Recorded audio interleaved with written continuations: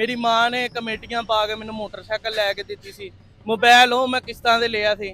ਠੀਕ ਆ, ਹਾਲੇ ਤੱਕ ਕਮੇਟੀਆਂ ਚੱਲਦੀਆਂ ਪਈਆਂ। ਮੇਰੀ ਮਾਂ ਰੋਂਦੀ ਪਈ ਹੈ ਕਿ ਮੈਂ ਕਿੱਥੋਂ ਦੇਵਾਂ।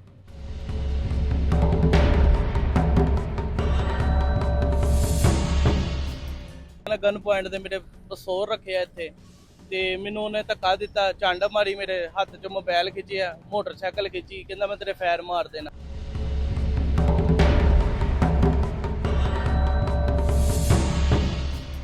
ਵਾਰਦਾਤ ਹੋਈ ਨੂੰ ਮੈਨੂੰ 5 ਦਿਨ ਹੋ ਗਏ। ਅੱਜ ਪੂਰੇ 5 ਦਿਨ ਹੋ ਗਏ ਆ। ਮੈਂ ਇੱਥੇ ਜਾ ਰਿਹਾ, ਥਾਣੇ ਜਾ ਰਿਹਾ, ਮੈਨੂੰ ਕੋਈ ਨਹੀਂ ਮਿਲ ਰਿਹਾ।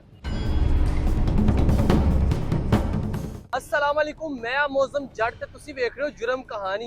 अज दी जुर्म कहानी दे विच फैसलाबाद दे विच पुलिस मुकाबले ते बहुत ज़्यादा होंदे पे आ, लेकिन डाकुआं नूं पुलिस मुकाबले नाल कोई फर्क नहीं पैंदा पिया। थाना मदीना टाउन दे इलाके दे विच डाकुआं ने एक इन ड्राइव चलाण वाले शहरी नूं किंज लुटिया, ओदी सारी कहानी अज तुहानूं सुणावांगे ते पुलिस ने हाले तक उस बंदे दी की दाद रसी कीती ਜਿਹਦੇ ਕੋਲ ਕਮਾਉਣ ਵਾਸਤੇ ਸਿਰਫ ਇੱਕ ਮੋਟਰਸਾਈਕਲ ਔਰ ਇੱਕ ਮੋਬਾਈਲ ਸੀਗਾ। ਉਹਦੇ ਤੋਂ ਇਲਾਵਾ ਉਹਦਾ ਕੋਈ ਸਹਾਰਾ ਨਹੀਂ ਸੀ। ਹੁਣ ਰੋਡ ਤੇ ਦਰ-ਬਦਰ ਠੋਕਰਾਂ ਖਾਂਦਾ ਪਿਆ, ਮਿੰਤਰਲੇ ਪਾਉਂਦਾ ਪਿਆ, ਕਦੀ ਕਿਸੇ ਜਗ੍ਹਾ ਤੇ ਜਾ ਕੇ, ਕਦੀ ਕਿਸੇ ਜਗ੍ਹਾ ਤੇ ਜਾ ਕੇ ਕਿ ਸਾਡੀ ਮੋਟਰਸਾਈਕਲ ਜਿਹੜੇ ਡਾਕੂ ਲੈ ਗਏ ਉਹ ਲੱਭ ਦਿਓ, ਮੇਰਾ ਮੋਬਾਈਲ ਲੱਭ ਦਿਓ, ਜਿਹਦੇ ਨਾਲ ਮੈਂ ਆਪਣੀ ਰੋਜ਼ੀ ਰੋਟੀ ਕਮਾਉਂਦਾ ਸੀਗਾ। ਉਹ ਲੜਕਾ ਸਾਡੇ ਨਾਲ ਮੌਜੂਦ ਨੇ, ਇਹਨਾਂ ਨਾਲ ਗੱਲਬਾਤ ਕਰਦੇ ਹੈਗੇ ਆ। ਸਭ ਤੋਂ ਪਹਿਲੇ ਤੁਸੀਂ ਇਹ ਦੱਸਿਓ ਕਿ ਤੁਹਾਨੂੰ ਡਾਕੂਆਂ ਨੇ ਕਿੱਥੇ ਲੁੱਟਿਆ ਸੀਗਾ ਤੇ ਕਿੰਜ ਲੁੱਟਿਆ ਸੀ ਡਾਕੂਆਂ ਨੇ।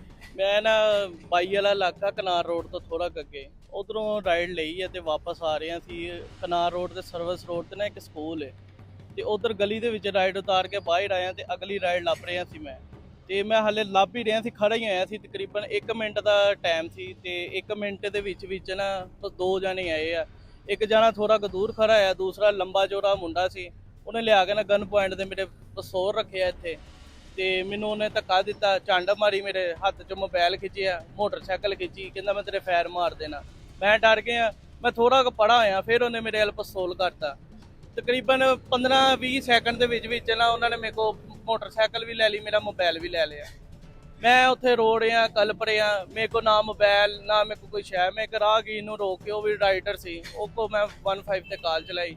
ਅੱਧੇ ਘੰਟੇ ਬਾਅਦ ਉੱਥੇ ਡੋਲਫਿਨ ਵਾਲੇ ਆਏ, ਡੋਲਫਿਨ ਵਾਲਿਆਂ ਨੇ ਵਕੂਆ ਲਿਆ ਵਾ। ਉਸ ਤੋਂ ਬਾਅਦ ਅੱਧੇ ਘੰਟੇ ਬਾਅਦ ਫਿਰ SHO ਆਏ।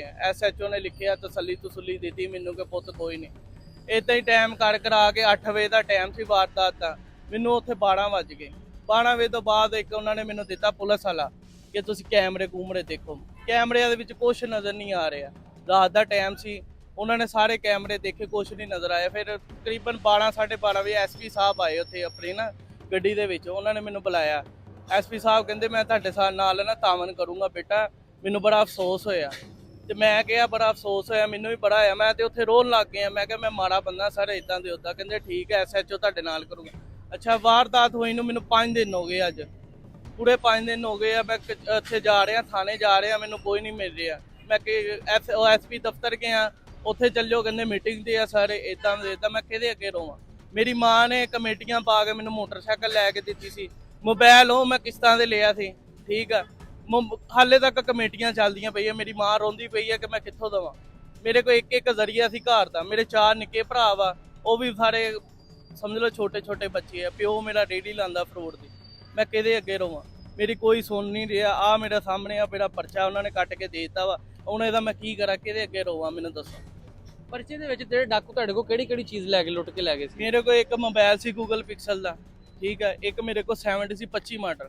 ਮੇਰੇ ਕੋਲ ਆ ਦੋਨੋਂ ਸ਼ੈਵਾਂ ਸੀ ਤੇ ਇਹ ਦੋਨੋਂ ਸ਼ੈਵਾਂ ਮੇਰੇ ਕੋਲ ਲੈ ਗਏ। ਕੈਸ਼ ਵੀ ਕੋਈ ਹੈ ਸੀ, ਉਹ ਵੀ ਲੁੱਟ ਕੇ? ਕੈਸ਼ ਉਹਨਾਂ ਨੇ ਕੋਈ ਨਹੀਂ ਲਿਆ, ਬਸ ਮੌਕੇ ਤੇ ਮੇਰੇ ਕੋਲ ਪਸੋਰ ਰੱਖਿਆ ਵਾ। ਇੰਨੀ ਦੇਰ 'ਚ ਮੋਬਾਈਲ ਲਿਆ, ਮੈਨੂੰ ਧੱਕਾ ਦਿੱਤਾ, ਮੋਟਰਸਾਈਕਲ ਭਰੀ ਤੇ ਉਹਨਾਂ ਨੇ ਮੈਨੂੰ ਚੰਡ ਮਾਰ ਕੇ ਹੁਣ ਕੀਤਾ। ਇੱਕ ਹੀ ਜਾਣਾ ਸੀ, ਦੂਜਾ ਨਹੀਂ ਅੱਗੇ ਆਇਆ, ਇੱਕ ਹੀ ਜਾਣਾ ਸੀ ਸਿਰਫ। ਤੇ ਹੁਣ ਤੱਕ SHO ਨੇ ਕੋਈ ਤੁਹਾਨੂੰ ਫੋਨ ਕੀਤਾ, ਕੋਈ ਕਾਰਵਾਈ ਹੋਈ ਹਾਲੇ ਤੱਕ? ਕੋਈ ਬੰਦੇ ਫੜੇ ਜਾਂ ਕੋਈ ਗੱਲਬਾਤ ਦੱਸੀ? SHO ਸਾਹਿਬ ਨੇ ਤੇ ਪਹਿਲੀ ਗੱਲ ਮਿਲੇ ਹੀ ਨਹੀਂ ਮੈਨੂੰ ਥਾਣੇ। ਮੈਂ 3 ਦਿਨ ਹੋ ਗਏ ਮੈਂ ਥਾਣੇ ਜਾ ਰਿਹਾ, ਮੈਨੂੰ ਨਹੀਂ ਮਿਲ ਰਹੇ।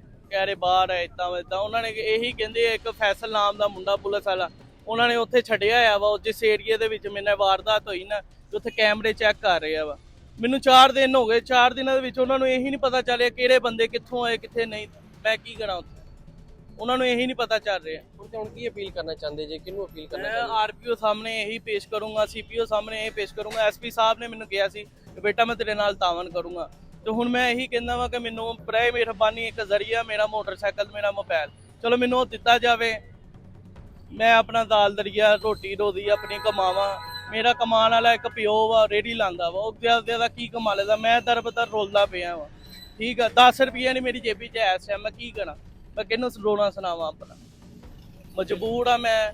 ਤੇ ਬੜੇ ਮਿਹਰਬਾਨੀ ਆਰਪੀਓ ਸਾਹਿਬ ਅੱਗੇ ਮੇਰੀ ਵੀਡੀਓ ਜਾਂਦੀ ਹੈ ਤੇ ਉਹਨਾਂ ਨੂੰ ਕਹੇ ਮਿਹਰਬਾਨੀ ਮੈਨੂੰ ਮੋਟਰਸਾਈਕਲ ਤੇ ਮੋਬਾਈਲ ਦਿੱਤਾ ਜਾਵੇ ਤੇ ਜਿਹੜਾ ਮੈਂ ਆਪਣਾ ਘਰ ਦਾ ਨਾਲ ਨਿਜ਼ਾਮ ਚਲਾ ਸਕਾਂ। ਬਿਲਕੁਲ ਬਿਲਕੁਲ, ਬਹੁਤ ਸ਼ੁਕਰੀਆ। ਜੋ ਤੁਸੀਂ ਵੇਖਿਆ ਕਿ ਡਾਕੂ ਕਿੰਜ ਸ਼ਹਿਰੀਆਂ ਨੂੰ ਅੰਨ੍ਹੇਵਾਹ ਲੁੱਟਦੇ ਪਏ ਆ।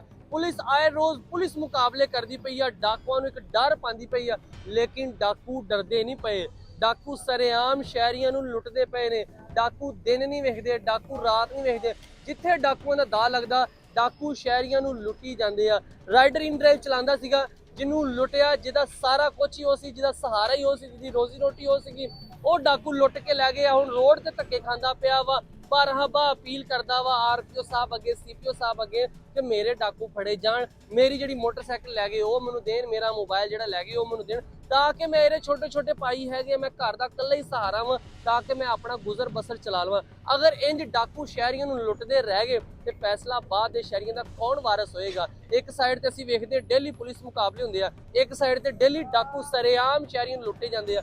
ਅਸੀਂ ਹੁਣ ਵੇਖਾਂਗੇ ਸੀਪੀਓ ਫੈਸਲਾਬਾਦ ਇਸ FIR ਤੇ ਇਹਨਾਂ ਡਾਕੂਆਂ ਨੂੰ ਕਿਦੋਂ ਫੜਦੇ ਆ, ਜਾਂ ਇਹ ਜਿਹੜਾ ਬੰਦਾ ਵਾ, ਜਿਹੜਾ ਲੜਕਾ ਜਿਹੜਾ ਰੋਡਾਂ ਤੇ ਦਰਬਦਰ ਦੀਆਂ ਠੋਕਰਾਂ ਖਾਂਦਾ ਪਿਆ, ਇਹਦੀ ਦਾਦ ਰਸੀ ਹੁੰਦੀ ਵਾ ਜਾਂ ਨਹੀਂ ਹੁੰਦੀ।